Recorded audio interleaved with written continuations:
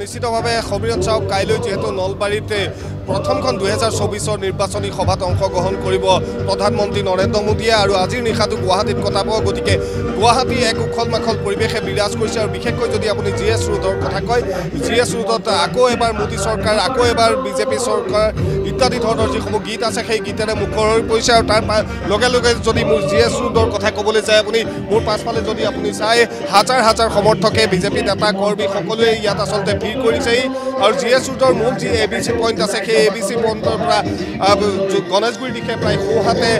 one way কৰি দিয়া হৈছে আৰু এই মূল যিটো পথ ABC পইণ্টৰ পৰা গণেশগুৰিৰ দিশলৈ এটা চাই অংশ বন্ধ কৰি দিয়া হৈছে আৰু ইয়াতে যিসকল নেতা কৰ্মী সমৰ্থকসকল আছে তেওঁলোকে ইয়াৰ পৰাই প্ৰধানমন্ত্ৰী নৰেন্দ্ৰ মোদীক আদৰণি জনাব এক উখল মাখল পৰিৱেশে বিৰাজ কৰিছে গতিকে সকলো ইয়াত আছে আমি সকলোৰে লগত কথা পাতিবলৈ চেষ্টা কৰিম কিন্তু তাৰ লগে লগে পৰিৱেশসমূহ দেখুৱাইছোঁ যে দুইফালে বেৰিকেড যিহেতু দি দিয়া হৈছে সেই বেৰিকেডৰ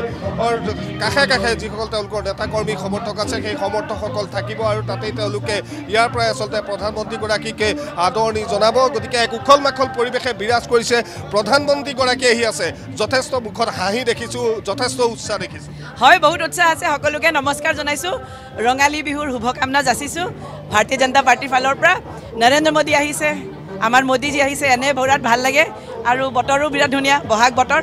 আৰু সঁচাকৈ উন্নয়নৰ বতৰ এটা হৈ আছে আজি 10 বছৰত যিমান নৰেন্দ্ৰ মোদী ডাঙৰীয়া ভাৰতীয় জনতা পাৰ্টি চৰকাৰ ডাবল ইঞ্জিন চৰকাৰ ইয়াতে হিমন্ত বিশ্ব শৰ্মাৰ নেতৃত্বত অসমক ইমান আগবঢ়াই লৈ গৈ আছোঁ ক'ত হৈছে ইমান কাম আগতে আমি ভাবিছিলোঁ হ'ব বুলি কিন্তু 70 এজতো আমি চোৱা নাই সৰু এটা এক্সাম্পল দিম কিন্তু বহুত ডাঙৰ এক্সাম্পল মানুহে ভাবিব শৌচালয়ৰ কথা পাতোঁ আগতে আমি যেতিয়া আছিলোঁ আৰম্ভণি হৈছে 2014ত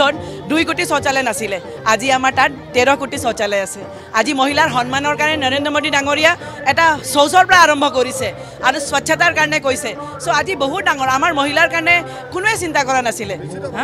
আজিৰ কাৰ্যসূচীটো ইয়াৰ পৰা কেনেকুৱা ধৰণৰ হ'ব ABC পইণ্ট ইয়াত চাওক এতিয়াতো বিগুল যিটো হ'ব লাগে যিটো আমি ক'ব পাৰোঁ যে আমাৰ এটা বতৰ এটা নিউজ ইলেকশ্যনতো হৈ আছে ইলেকশ্যনৰ কেম্পেইনিং চলি আছে অসমত আমাৰ হিমন্ত বিশ্ব শৰ্মা সকলো কাৰ্যকৰ্তা মিলি আমি কেম্পেইনিং কৰি আছোঁ কিন্তু আজি নৰেন্দ্ৰ মোদী নলবাৰীত আজি ইয়াতে ৰোড শ্ব' নহয় আজি আমি কাৰ্যকৰ্তা আহিছোঁ তেওঁক চাবলৈ তেওঁ যাব ইপিনৰ পৰা আমি তেওঁক চাম আজি সঁচাকৈ